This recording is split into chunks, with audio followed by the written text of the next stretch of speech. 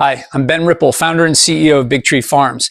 And as part of our participation in the Purpose Pledge, we've made 10 commitments that will guide how we strengthen our business over time and create lasting impact.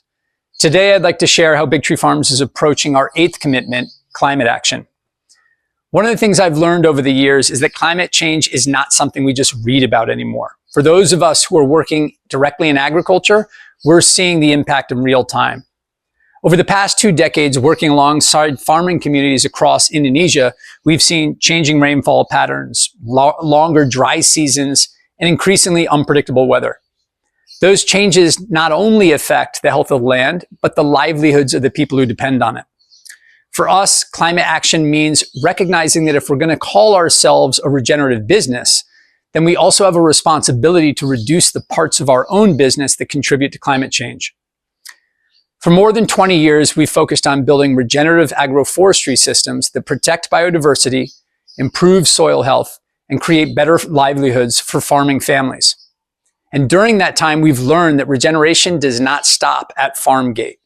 It means taking an honest look at the parts of our own operations that contribute to climate change, whether it's the fuel wood that our partners in coconut flower nectar production use to cook down that beautiful nira, or whether it's the natural gas that powers our steam boilers, or the emissions associated with transporting products around the world. These are all areas where we have both an opportunity and a responsibility to improve.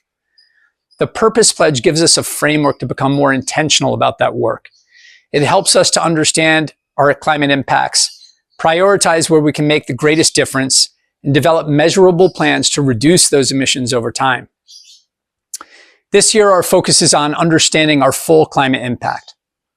We'll consolidate the climate work we've already completed, establish a company-wide greenhouse gas inventory, and identify the areas within our value chain that contribute most significantly to our emissions.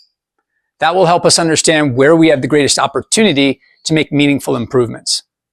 Then in 2027, we'll begin turning that understanding into action.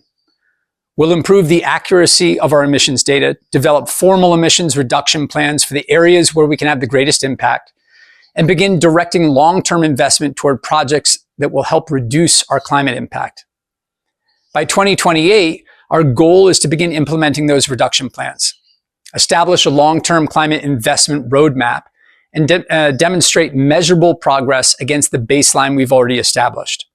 We'll continue strengthening the systems that help us reduce our emissions while transparently reporting our progress along the way.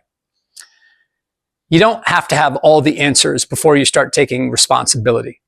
You simply have to be willing to measure honestly, improve continually, and hold yourself accountable along the way. If we're serious about regeneration, then climate action can't be something that we ask of others unless we too are willing to hold ourselves accountable. Thanks for following our Purpose Pledge journey, and we look forward to sharing our progress along the way.